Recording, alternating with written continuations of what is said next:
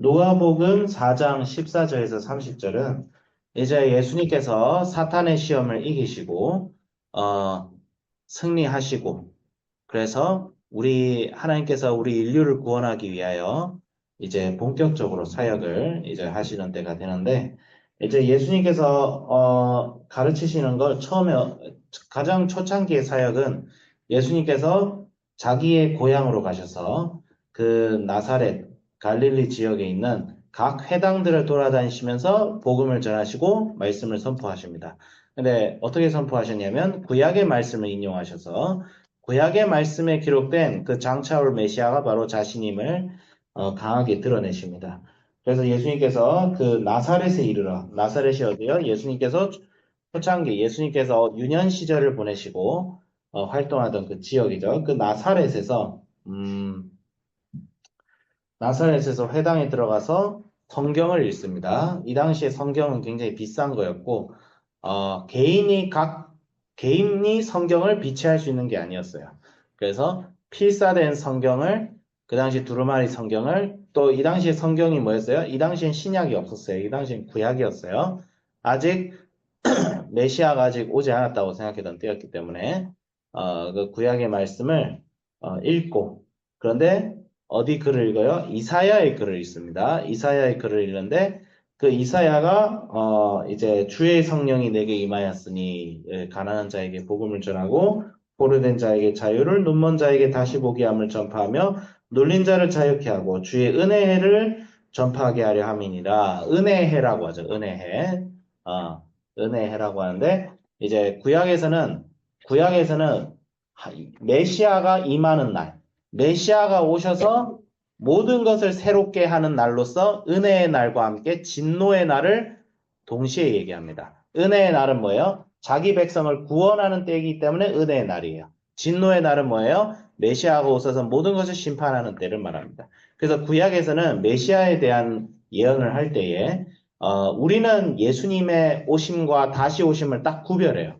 그러니까 예수님께서 오셨어요. 그래서 우리에게 구원을 받게 하는 복음을 전하십니다. 근데 예수님께서 언젠간 다시 오세요. 다시 오셔서 이번에는 이 세상을 심판하시는데 구약에서는 예수님의 오심과 다시 오심이 구별이 안 돼 있어요. 둘이 마치 동시에 일어날 것처럼 이제 예언이 돼 있습니다. 구약은. 예. 이게 마치 신학자들은 마치 멀리서 보면 우리가 산을 오르잖아요. 우리가 뭐 100m의 산이 있고 그리고 300m 뒤에도 산이 있어요. 언덕이 있죠. 언덕을 두 번 올라야 되는데 멀리 시작 지점에서 보면 그 언덕이 겹쳐서 보이는 것과 같은 거예요. 예, 언덕이 겹쳐서 보이죠. 그러면 같은 언덕인 것처럼 보여요. 예, 겹쳐서 보입니다. 예, 구약의 예언자들의 시점에서 보면 예수님의 오심과 다시 오심은 동일한 사건처럼 보이는 거예요. 예. 예, 신약의 이 신학자들의 분석에 의하면 그래서 세례 요한도 예수님이 오시고 나서 좀 헷갈렸어요. 왜냐하면 세례 요한도 예수님이 오신 뒤에 바로 심판이 올 줄 알았거든요. 근데 안 오는 거야. 예수님은 그냥 계속 은혜만 전파하는 거예요. 그래서 아니 심판과 진노의 날이라고 했는데 메시아가 오시면 예수님이 메시아 맞나? 자기도 혹해가지고 예수님께 질문을 던지는 장면이 나중에 나옵니다. 근데 중요한 것은 은혜해에 나는 이제 복음을 전하겠다라고 하시며 이제 뭐라고요? 본인이 메시아란 거예요, 한마디로. 본인이 너희들이 기다렸던 그 장차올 그날, 그 은혜의 날을 선포할 사람이 바로 나다. 그 얘기를 하는 거예요. 이 사람들이 다 놀라요. 놀라는데 문제는 뭐냐면, 근데 문제는 뭐냐면, 이 예수님이 실제로 어떤 사람인지를 이 갈릴리 사람들이 너무 잘 알았어요. 누구였어요? 바로 우리 옆 동네 목수 요셉의 아들이에요. 예. 생각해 봅시다. 나하고 인간적으로 너무 잘하는 사람의 친척이나 아들이에요.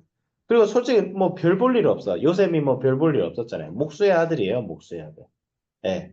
무슨 예루살렘에 있는, 우리 나중에 사도 바울은 가마리엘이라고, 그 당시 히브리 랍비들 중에서 가장 명망이 높은, 그 가마리엘의 제자였어요. 예. 그러니까 아주 스펙이 높은 사람들. 예.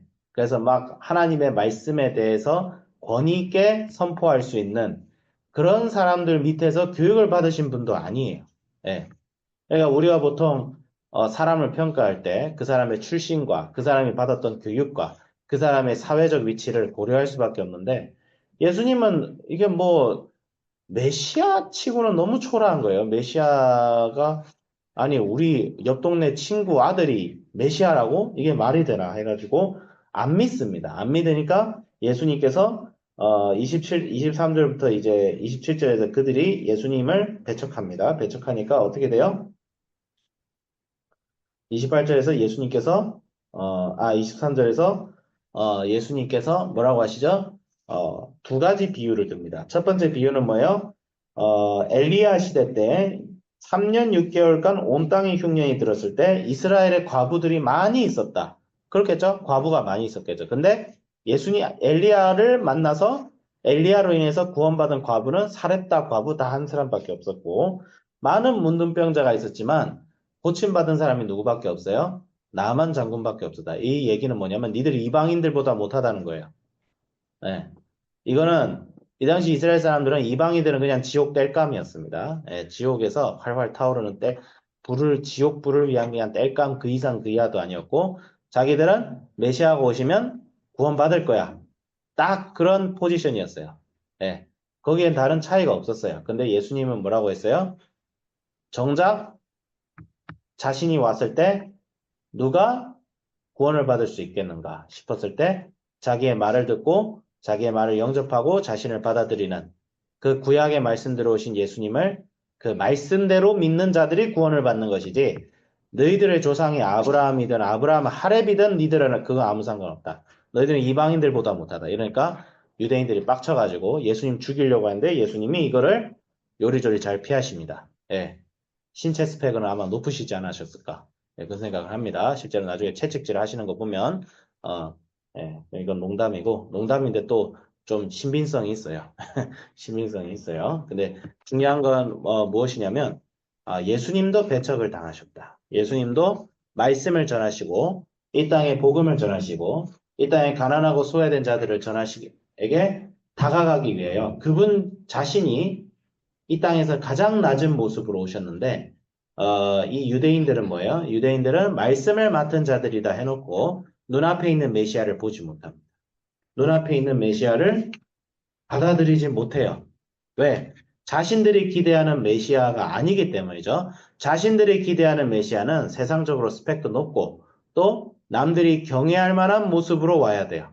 예, 왕궁에서 태어나야 되고 힘이 있어야 되고 무력으로 이스라엘을 정치적으로 독립을 시킬 수 있는 그런 사람을 원합니다. 예수님은 우리의 기대와 전혀 맞지 않는 모습으로 오셨습니다. 말구유에서 태어나셨고요. 그 모습에 흠모할 만한 것이 하나도 없었다. 성경에 그렇게 기록이 되어 있죠. 흠모할 만한 것이 없었다는 것은 스펙도 화려하지 않고 목수의 아들이고 내 옆 동네 아저씨의 어디 아들인데 얘가 메시아다. 예. 예수님은 분명히 말씀대로 오셨어요. 말씀대로. 메시아는 말씀대로 오신 분을 우리가 메시아라고 합니다. 요즘 우리 이제 현대 사회에도 예수님을 좋아하는 사람들은 되게 많아요. 근데 그들이 원하는 대로 예수님을 믿습니다. 예. 나의 행위를 인정해주는 예수. 나를 위로해주는 예수. 내가 원하는 대로 소원을 들어주는 예수. 혹은 나의 정치적 이념을 실현시켜주는 예수. 그들이 원하는 대로 예수를 믿고 그들이 원하는 대로 예수를 받아들여요. 근데 우리가 믿는 예수는 말씀에 기록된 대로 오신 예수님이고 말씀대로 오신 예수님을 믿어야 됩니다. 예, 그 외 다른 예수는 가짜입니다. 그거는 존재하지 않는 것이고 다른 복음이고 근데 유대인들이 결국 자기들이 원하는 대로 유대인들의 왕, 유대인들을 정치적으로 해방시키는 무력과 정치로 해방을 시키는 독립운동가 예수를 그들이 꿈꿨어요. 그렇지만 예수님은 그렇게 안 오셨습니다. 예수님은 오히려 온 인류를 해방시키기 위하여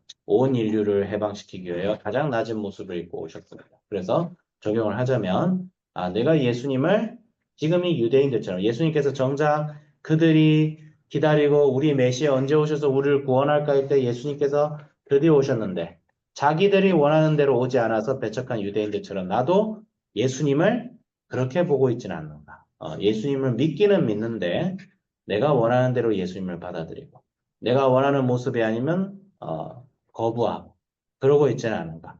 그런 이율배반적인 모습을 나부터 가지고 있지 않은가를 항상 반성하고 회개하고 좀 돌아봐야겠다. 돌아봐야겠다. 이렇게 생각하고 또 이게 어제 말씀이죠. 사탄의 시험 중에 영광의 시험이 있어요. 영광의 시험. 영광의 시험은 뭐예요? 사람들에게 칭송받는 거예요. 사람들에게. 사람들에게 칭송받는 자리를 예수님은 피하셨습니다. 사람들의 인정을 받지 않으려고 하셨어요. 그러면서 보면서 말씀을 선포하고 말씀을 전하고 예수님의 일을 한다는 것은 이 사람들의 칭찬과 인정에서 벗어나야 되는 것이구나. 예수님은 사람의 인정을 구하지 않았어요. 그래서 예수님께서는 이 세상의 영광을 구하지 않으셨기 때문에 정작 유대인들에게는 배척당하셨지만 이 땅에 소외되고 가난하고 별 볼 일이 없는 자들을 통하여 예수님께서는 영광을 받기로 작정하셨다. 그러면서 나도 이렇게 살아야겠구나. 이 세상에 이것이 대세다, 이것이 트렌드다, 이렇게 살아야 잘 사는 것이다. 그런 것들에 눈길을 주지 않고 정말 예수님께서 말씀하신 바가 무엇일까? 그래서 우리 친구 한 명이 적용을 잘했어요. 아주 적용을 잘한 거예요. 아주 적용을 잘한 것이고 예수님을 말씀에 기록된 우리를 위하여 오신 가장 낮은 내가 가장 낮고 내가 가장 비천할 때 그런 나의 손을 잡아주시는 예수님을 본받아서 나도 그렇게 살아야겠다라고 적용했습니다. 기도하겠습니다.